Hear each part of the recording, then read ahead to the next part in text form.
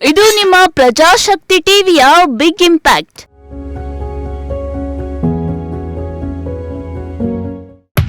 Wheel chair ಇಲ್ಲದೆ ತಾಲೂಕು ಆಸ್ಪತ್ರೆಯಲ್ಲಿ ವೃದ್ಧೆ ನರಳಾಟ.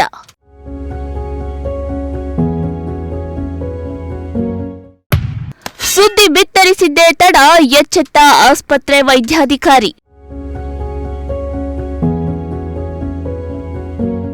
S, ಪ್ರಜಾಶಕ್ತಿ TV ಸಾಲು ಸಾಲು ಸಮಸ್ಯೆಗಳ ಸುದ್ದಿಗಳನ್ನ ಬಿತ್ತರಿಸುವ ಮೂಲಕ ಅಧಿಕಾರಿಗಳ ಗಮನ ಸೆಳೆಯುವ ಪ್ರಯತ್ನ ಮಾಡ್ತಾ ಇದ್ದು, ಪ್ರಜಾಶಕ್ತಿ ಟಿವಿ ತುಮಕೂರಿಗರ ನಾಡಿಮಿಡಿತವಾಗಿ ಹೊರಹೊಮ್ಮಿದೆ. ಇತ್ತ ಒಂದೇ ಒಂದು ಸುದ್ದಿ ಮಾಡ್ತಾ ಇದ್ದಂತೆ ಎಚ್ಚೆತ್ತ ಅಧಿಕಾರಿಗಳು ಸಮಸ್ಯೆಯನ್ನ ಬಗೆಹರಿಸುವ ಕೆಲಸ ಮಾಡ್ತಾ ಇದ್ದಾರೆ. ಇದೀಗ ಶಿರಾನಗರದ ತಾಲೂಕು ಆಸ್ಪತ್ರೆಯಲ್ಲಿ ವೃದ್ಧೆಯೊಬ್ಬರಿಗೆ ವೀಲ್ ಚೇರ್ ನೀಡದೆ ಸಿಬ್ಬಂದಿಗಳು ನಿರ್ಲಕ್ಷ್ಯ ತೋರಿದ್ರು. ಈ ಬಗ್ಗೆ ನಿಮ್ಮ ಪ್ರಜಾಶಕ್ತಿ ಟಿವಿ ಜಯಚಂದ್ರ ಅವರೇ ಈ ಸುದ್ದಿ ನೋಡಿ ತೆವಳಿಕೊಂಡೆ ಆಸ್ಪತ್ರೆಗೆ ಬಂದ ಅಜ್ಜಿ ಎಂಬ ಶೀರ್ಷಿಕೆಯಡಿ ಸುದ್ದಿಯನ್ನ ಬಿತ್ತರಿಸಿತ್ತು. ಇದೀಗ ಎಚ್ಚೆತ್ತುಕೊಂಡ ವೈದ್ಯಾಧಿಕಾರಿಗಳು ಕ್ರಮಕ್ಕೆ ಮುಂದಾಗಿದ್ದು, ಪ್ರಜಾಶಕ್ತಿ ಟಿವಿ ತನ್ನ ತಾಕತ್ತನ್ನ ಏನೆಂಬುದನ್ನ ಮತ್ತೊಮ್ಮೆ ಸಾಬೀತುಪಡಿಸಿದೆ.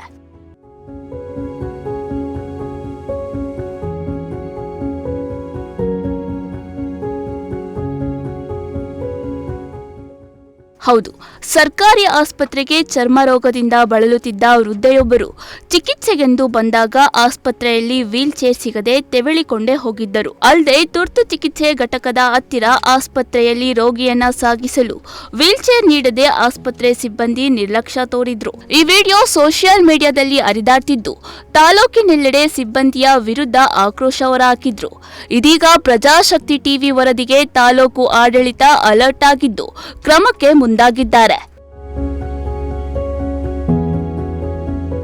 ಇನ್ನು ಆಸ್ಪತ್ರೆಯ ಮುಖ್ಯ ವೈದ್ಯಾಧಿಕಾರಿ ಡಾಕ್ಟರ್ ಬಾಬು ರಾಜೇಂದ್ರ ಪ್ರಸಾದ್ ಅವರು ಈ ಬಗ್ಗೆ ಪ್ರತಿಕ್ರಿಯೆ ನೀಡಿದ್ದು, ನಮ್ಮ ಆಸ್ಪತ್ರೆಯಲ್ಲಿ ವೀಲ್ ಚೇರ್ ಲಭ್ಯವಿದೆ.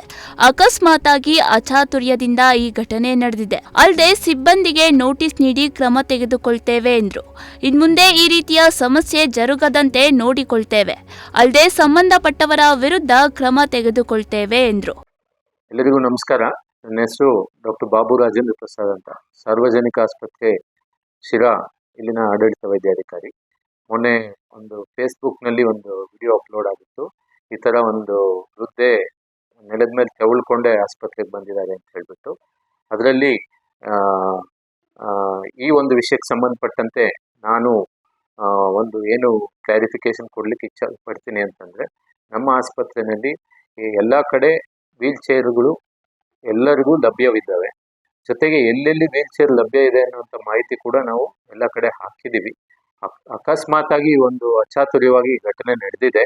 ಅದನ್ನು ನೋಡಿಕೊಂಡು ಅದೇ ಥರ ಹೋದಂಥ ಒಂದು ಗ್ರೂಪ್ ಬಿ ಸಿಬ್ಬಂದಿನ ನಾನು ಆ ಒಂದು ವಿಡಿಯೋದಲ್ಲಿ ಐಡೆಂಟಿಫೈ ಮಾಡಿದ್ದೀನಿ. ಅವ್ರಿಗೂ ಕೂಡ ನಾನು ನೋಟಿಸ್ ಕೊಟ್ಟು ಕ್ರಮನ ಜರುಗಿಸ್ತೇನೆ. ಯಾವುದೇ ರೀತಿಯಲ್ಲಿ ಮುಂದಕ್ಕೆ ಈ ರೀತಿ ಅಚಾತುರ್ಯ ಆಗದಂತೆ ನಾವು ಮುನ್ನೆಚ್ಚರಿಕೆ ವಹಿಸ್ಕೊಂಡು ಸುಸೂತ್ರವಾಗಿ ಇದನ್ನ ನಡೆಸ್ಕೊಂಡು ಹೋಗೋ ರೀತಿ ವ್ಯವಸ್ಥೆ ಮಾಡ್ತೀನಿ ಅಂತ ಈ ಮೂಲಕ ನಾನು ತಮ್ಮೆಲ್ಲರಿಗೂ ತಿಳಿಸ್ಲಿಕ್ಕೆ ಬಯಸ್ತೇನೆ. ಅದರಲ್ಲಿ ಅವರ ಆರೋಪ ಏನಾಗಿದೆ, ಇಂಜೆಕ್ಷನ್ ಸಹ ಕೊಡ್ಲಿಲ್ಲ ಅಂತ ಹೇಳ್ತಾ ಇದ್ದಾರೆ. ಹೌದು ಸರ್, ಹೌದು. ಇಂಜೆಕ್ಷನ್ ಕೊಟ್ಟಿಲ್ಲ ಅಂತ ಆದ್ರೆ ನಾನು ಅದು ಕನ್ಸರ್ನ್ ಡಾಕ್ಟರ್ನ ಕರೆದು, ಆ ರೋಗಿನ ಮತ್ತೆ ಡಾಕ್ಟರ್ನ ಇಬ್ಬರನ್ನು ಕರೆದು ಇದನ್ನ ಎನ್ಕ್ವೈರ್ ಮಾಡ್ತೇನೆ. ಎನ್ಕ್ವೈರ್ ಮಾಡಿ ಯಾರ್ದು ತಪ್ಪಿದೆ ಅವ್ರ ಮೇಲೆ ನಾನು ಖಂಡಿತ ಕ್ರಮ ಕೈಗೊಳ್ತೇನೆ. ಈಗ ಡಾಕ್ಟರ್ ಯಾರು ಅಂತ ಹೇಳಿ ನಮ್ಗಿನ್ನೂ ಏನು ಮಾಹಿತಿ ಬಂದಿಲ್ಲ. ಅವರು ಯಾವ ಡಾಕ್ಟರ್ಗೆ ತೋರಿಸಿದ್ದಾರೆ ಅಂತ ಅವ್ರ ರೋಗಿಯವ್ರ ಕಡೆಯಿಂದ ತಾವು ನಮ್ಗೆ ಆ ಮಾಹಿತಿ ಕೊಟ್ರೆ, ಯಾವ ವೈದ್ಯರು ಅನ್ನೋದು ಮಾಹಿತಿ ನನಗೆ ಕೊಟ್ರೆ ನಾನು ಅದ್ರ ಮೇಲೆ ಖಂಡಿತವಾಗಿ ಸ್ಕಿನ್ ಇದಕ್ಕೆ ಅಂತ ಹೇಳ್ತಾರೆ.